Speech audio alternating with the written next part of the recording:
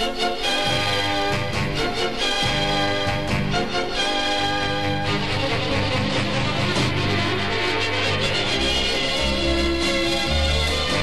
a disc jockey. My name is Jerry G. And for 2 memorable weeks, I traveled with John Lennon, Paul McCartney, George Harrison, and Ringo Starr on a cross-country tour of the United States. This is the story of the 4 young men who were the reason for that journey, the Beatles.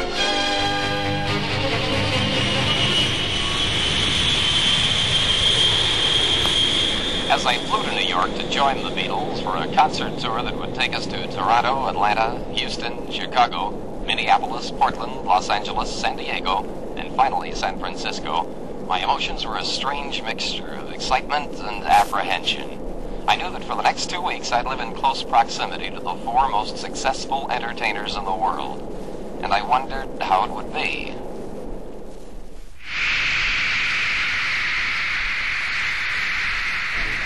The excitement of a Beatle concert. In the vast history of the world of entertainment, there's been nothing quite like it. As you watch the Beatles perform, you think about where it all began, with 4 small boys in Liverpool, England. And you wonder what they were like. I was dead happy, but I was a horror. This is the voice of Paul McCartney. Definitely a baddie kid. I mean, I can't imagine why I did some of the things I did. Not picking on people and things like that. Oh, bit of a hooligan. I was, I think. Not really, but just soft things, just stupid things, Anyway, that's all behind me now, and I'm a juvenile delinquent now. I started off sort of going to school in a dead rough area of Liverpool. And I used to have just as many fights as anyone else, and I remember one day getting hold of this fella and clubbing him with a big bar. I was a kid. I was only about 5. And after that we used to have fights, regularly around the bit where I lived. It used to be called Speak, S-P-E-K-E. It was quite a rough area, I used to have fights all the time. And I wasn't doing too bad, I was winning a few and that and losing a few. But it was getting a bit rough, By the time I was getting about 15, I was thinking, I wonder what's going to happen about this. Because it's given me a few more years and I'll have a gun or something. Something's going to happen, yeah. So anyway, luckily, I think, for me, my parents moved. Because they weren't too keen on the area and things. And they moved out to a much quieter area.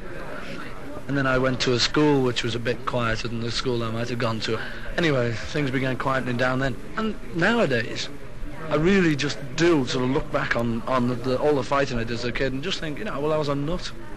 And if only, I only did that because I was in that environment, because everyone was fighting and because everyone believed in fighting. But once you get out of it, you suddenly don't see quite as much. All the old cliches come out, like life isn't long enough, and it's true though, Because there's things like this, and it really is. If I walk up to you now and smash you in the face, you smash me back, and we don't get anywhere, unless, say, I kill you. Then I don't get anywhere, because I get hanged, Oh, what do you do over here? Guillotine? No, electric chair, that's it. Then I get, so it doesn't do anyone any good. It never does. But if we're just talking like this and we can be friendly and never thump each other, we're going to have a great time. And I wish people could get into the thick edge, that's the truth, because it is, I'm sure. Another Beatle who believes in yesterday is John Lennon. What kind of a boy was he? Pretty normal, I was a bit sort of wild, I think, if anything. Were you a fighter? A bit, yeah. Is that right? Yeah, until I got to about... Well, I was a fighter in sort of junior school, so when I got about 14 and sort of met a couple of people that could beat me up too, and then I was sort of thinking it over and, changed my mind a bit. I was basically a coward, but it's just... I always had a gang, I was one of them types, Was your area a pretty rough area? No, it never was, but, because the schools were sort of all mixed, you'd meet people from rough areas, and I always liked them best, because I got on with them. I must have been destined for a rough area. I might have been in one, but I lived with my auntie. Rebel isn't a good word. You weren't a rebel. Well, it's not rebel, because it was just, there's one like me in every class, the class joker, only not the fat joker that everybody picks on. The other, the smart Alec, a bit too smart for my own good, but I was that type. With teachers and... Yeah, but, you know, I didn't sort of threaten them or anything, just making cracks every time they tried to open their mouth, you know, so they couldn't teach, that kind of thing. I got on with the English teachers and art teachers. It was only things like maths and Latin and science I didn't like at all, you know, so I just sort of wrecked it for everyone. Well, me and my friends did. As far as regular schooling is concerned, then it finished where? I mean, before art school.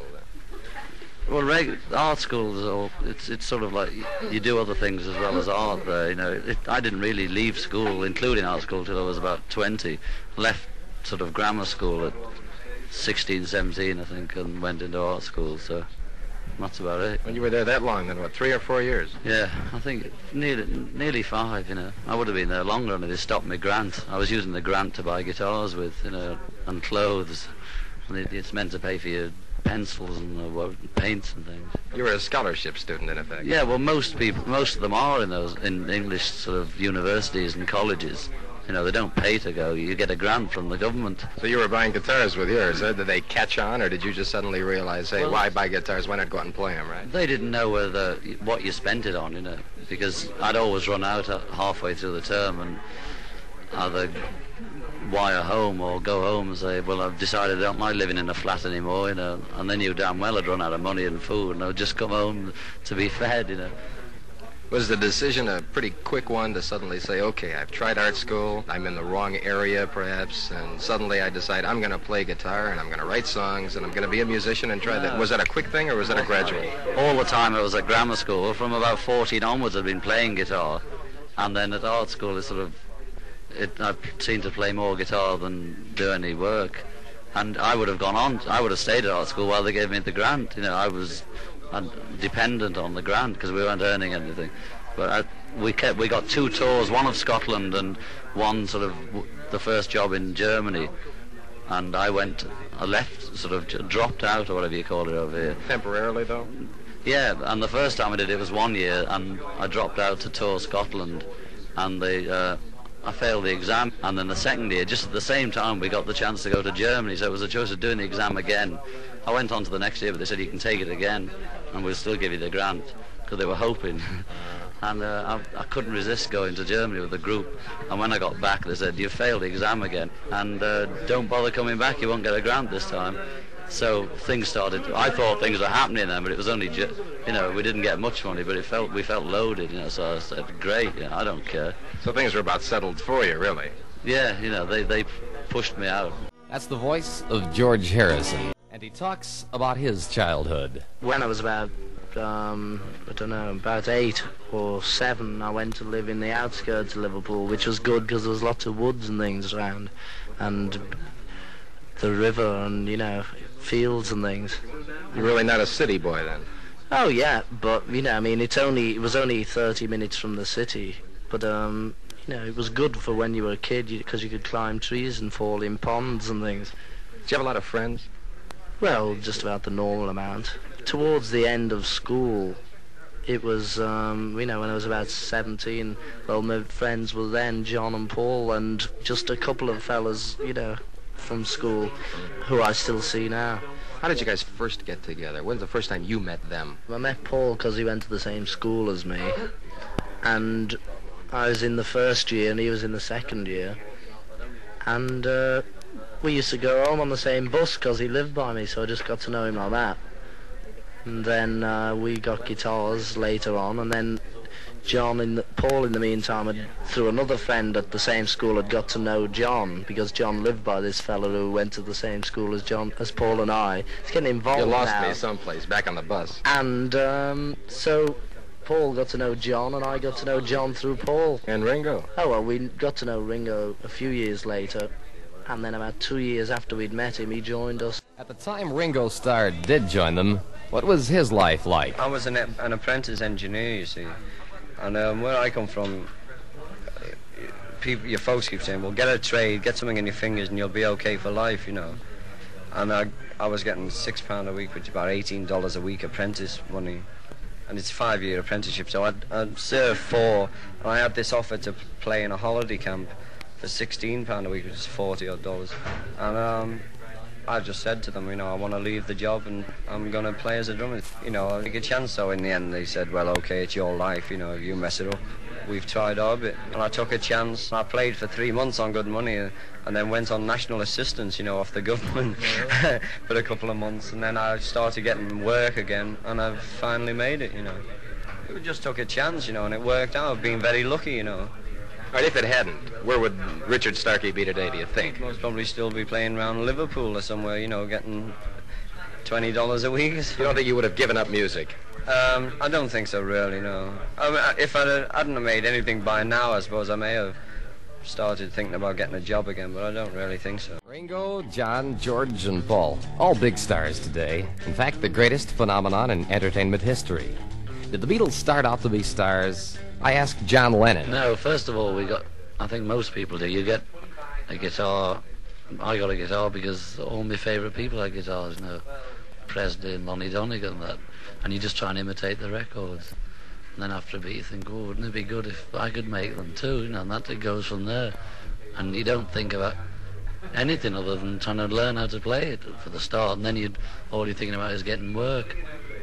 You always hope somebody will come along. We're always waiting for the big man with the cigar, but it was always Brian. It was just average and didn't smoke cigars at the time. That was the way it was. That's the lead guitar of George Harrison.